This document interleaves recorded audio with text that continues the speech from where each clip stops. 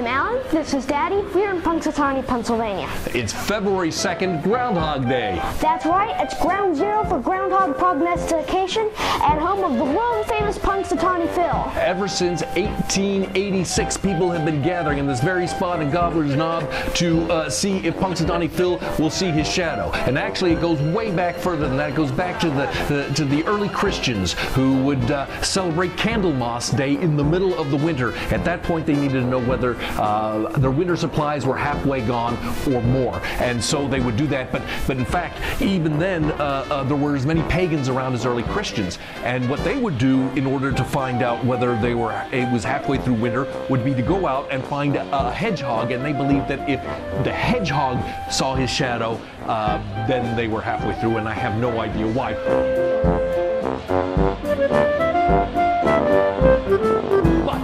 When the German immigrants came over to this country, there were no hedgehogs because they're not native to North America, so they went out and they got groundhogs instead. And the funny thing is that groundhogs and hedgehogs are not really even closely related at all. I mean, they're both mammals, but one is like porcupines, like an echidna and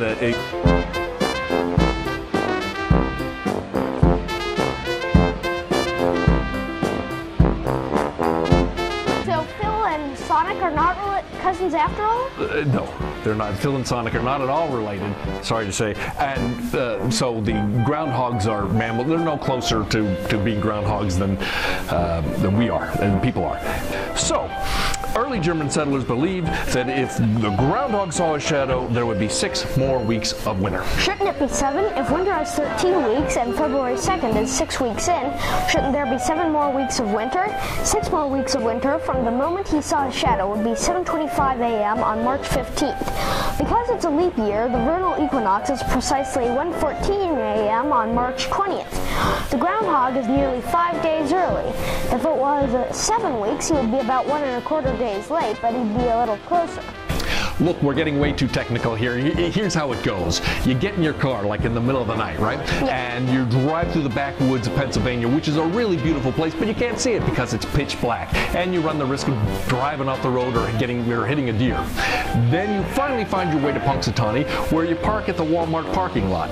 You get on the Punxsutawney School District school buses, and it takes you up to Gobbler's Knob, where you stand around in the cold, or you can stand by the bonfire, and the high school girls are dancing on the stage, and you try to keep yourself amused, and all of the news reporters and the TV crews gather, and they finally shoot off some fireworks, and then these about a dozen or so guys in top hats come down to the stage. They grab the rodent out of his hole.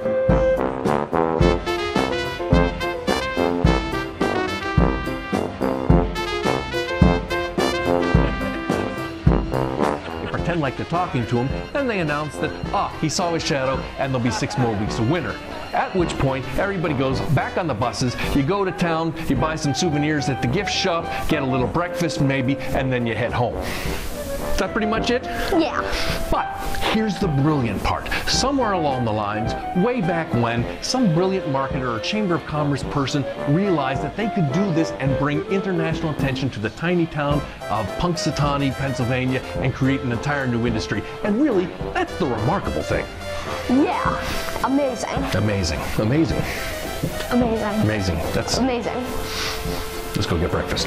Yeah. Coffee. Coffee. Pancakes.